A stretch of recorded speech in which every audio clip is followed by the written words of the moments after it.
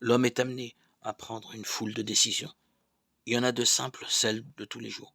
Mais il y en a d'autres particulièrement importantes et qui sont de nature à influencer toute une vie. Bien souvent, on a du mal à prendre la bonne décision et bien souvent, on est amené à regretter le choix qu'on a fait.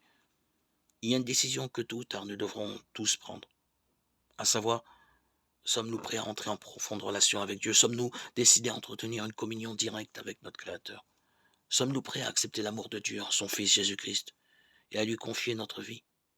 La Bible, la parole de Dieu nous dit, si c'est de tout votre cœur que vous revenez à l'Éternel, ôtez du milieu de vous les dieux étrangers. Dirigez votre cœur vers l'Éternel et servez-le, lui seul, et il vous délivrera. 1 Samuel 7,3. Dans le contexte biblique, que signifie l'expression revenir à l'Éternel? La réponse nous est donnée dans de nombreux points. Par nature, l'homme est séparé de Dieu par le péché et de ce fait ne peut se situer devant lui. La conséquence du péché, c'est la mort et la damnation éternelle. Nous devons accepter le fait que nous sommes pécheurs, reconnaître nos péchés, nous en repentir et les confesser au Seigneur. La vraie repentance consiste à vouloir commencer une nouvelle vie avec Dieu.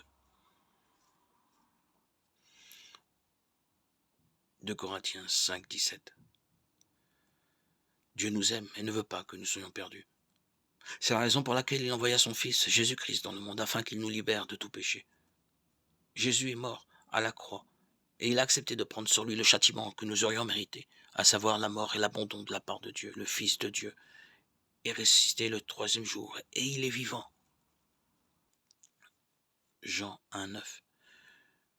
Quiconque s'humilie peut, dans un esprit de repentance, venir à la croix et se laisser purifier de tous ses péchés par le sang de Jésus-Christ.